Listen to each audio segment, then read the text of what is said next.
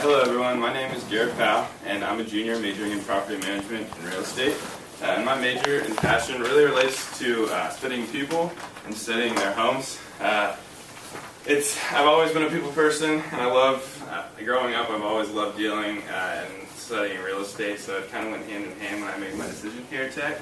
So today I'm going to give you a little demonstration on how to maximize your small living spaces. If our board works here.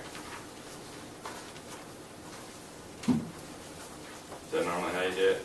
Yeah, you should be able to just tap it, but if not, go to the computer.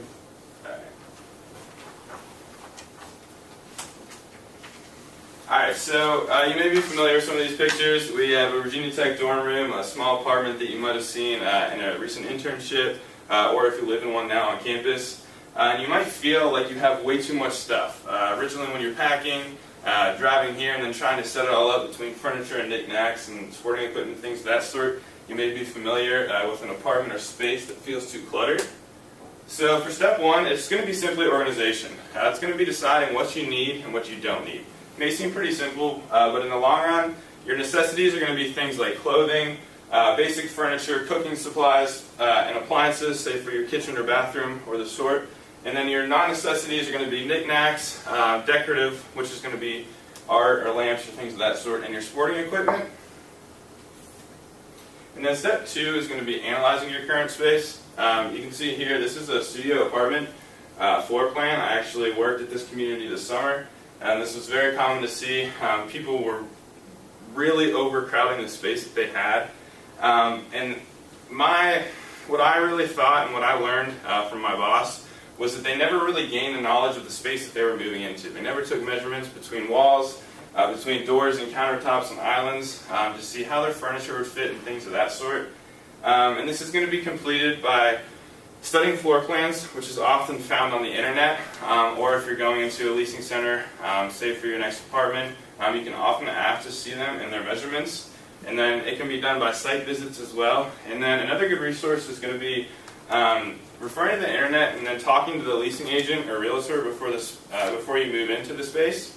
And normally ask, what do you normally see fitting in there between furniture and collectibles, and what do you commonly see, and they can normally give you a pretty good idea. Step three is going to be creating zones. Here in this picture you can kind of see a couple zones that I'll explain here in a second. But it's going to be recognizing the space that you need. So you have normally a sleeping zone, a cooking and eating zone, a preparing space for your food, and then a relaxing and entertaining zone. And this is a pretty small studio apartment. So here you have your sleeping and relaxing zone, your eating zone, and then your preparing zone for food and things of that sort. And normally these zones are going to be separated by chairs, tables, bookshelves, and other furniture inside your space. And then step four, this is where you can kind of get creative. This is going to be multifunction items, which I like to call as killing two birds with one stone. So it's going to be items like you see here. You can have a desk that can transform into a dining table, an ottoman which can be used for guest seating if you're playing cards or eating, things of that sort, which can also act as storage. And then here you can see kind of a unique desk where you can either pull out a seat or use that little space for storage. And then you can use things which that act as an art piece, but it's also something that you might use in your daily life, like a bed or a snowboard. And then here's some more examples. You see a dining table or study table that transforms into a mirror. So in the morning that could be your mirror, and then in the evening with friends that could be your dining table. A couch here which offers more pull-out space for the chairs. And then here's a bookshelf that can hold your bike on the wall, which I think is pretty unique. And then also a futon which can act as your couch or your bed in the evening. And then step five is going to be tricking the human eye. So this is really creating expansiveness when you're looking at your space that you're using. And this can be done by using floor-to-ceiling curtains, which makes the room feel taller, stripes in various colors, normally lighter colors, make your space feel a lot larger. And then using mirrors, either reflecting from the outside or another room that you're using, it can make your space seem a lot bigger, and then strategic lighting can also trick the human eye. And then step six is kind of a collection of advanced steps that you might take once you kind of complete 1 through 5. So we mentioned thinking vertically. Customizing spaces can be, creating your own furniture to fit a certain space that might be awkward. And then visual continuity and creating straight lines or sight lines is going to be, knocking down walls and using see-through furniture to create a space where you can continue to see through to make your space seem bigger. So here's a quick review. Step 1 is organization. Step 2 is analyzing your current space. 3 is creating zones. Step 4 is using multifunctional items. And then 5 is tricking the human eye.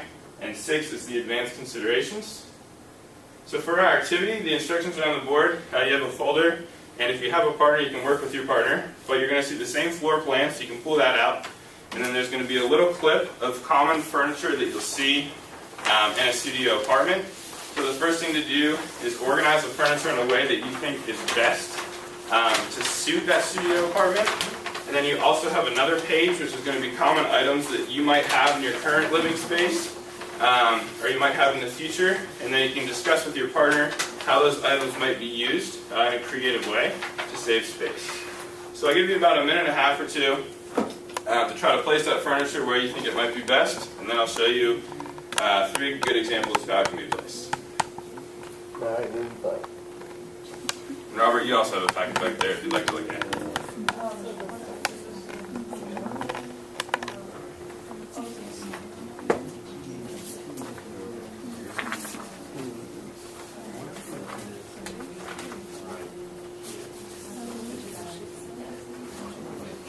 So you can kind of see how there's a lot of furniture that might be difficult to fit into a small space.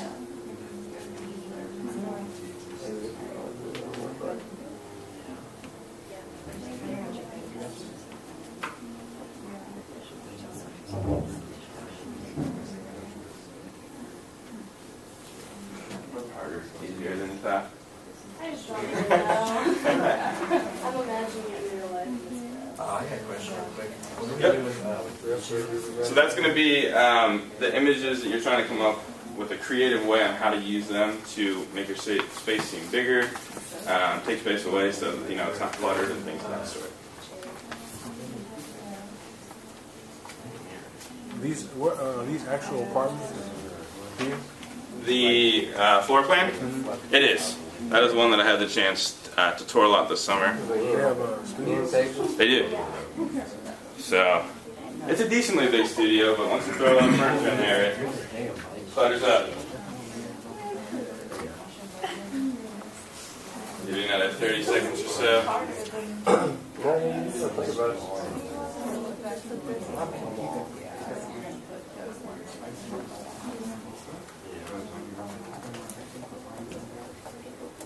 Alrighty. So my first example here that I often saw this summer. You good?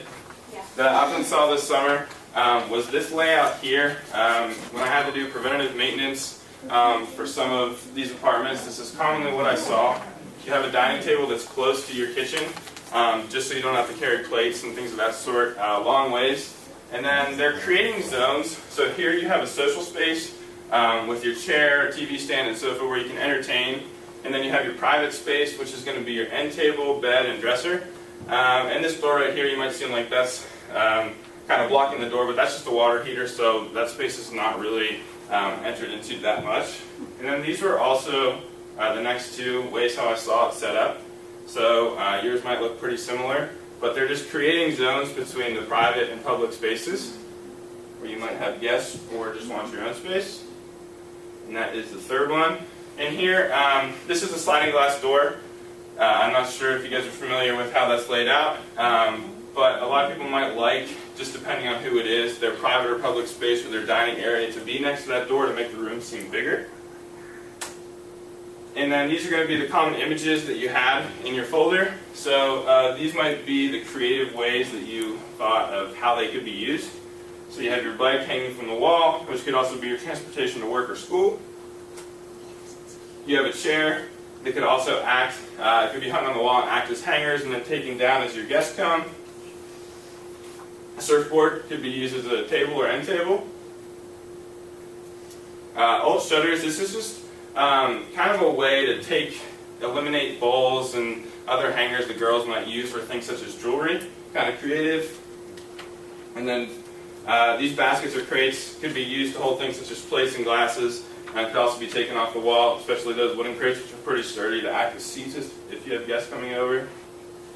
And then this glass, the mirror, like I said earlier, kind of creates the expansion of the room to make it look larger. And then pots and pans, you get kind of artsy with this one, hang them on the wall so it acts as an art piece as well, but then you can also use them once you need them. And then if you have this sofa, what I was getting at here was that you might want to replace this big sofa with something that can act multifunctionally, so it can act as your bed as well if it's like a futon. And then these ball jars could also be used as storage in something like this, which I thought was pretty cool.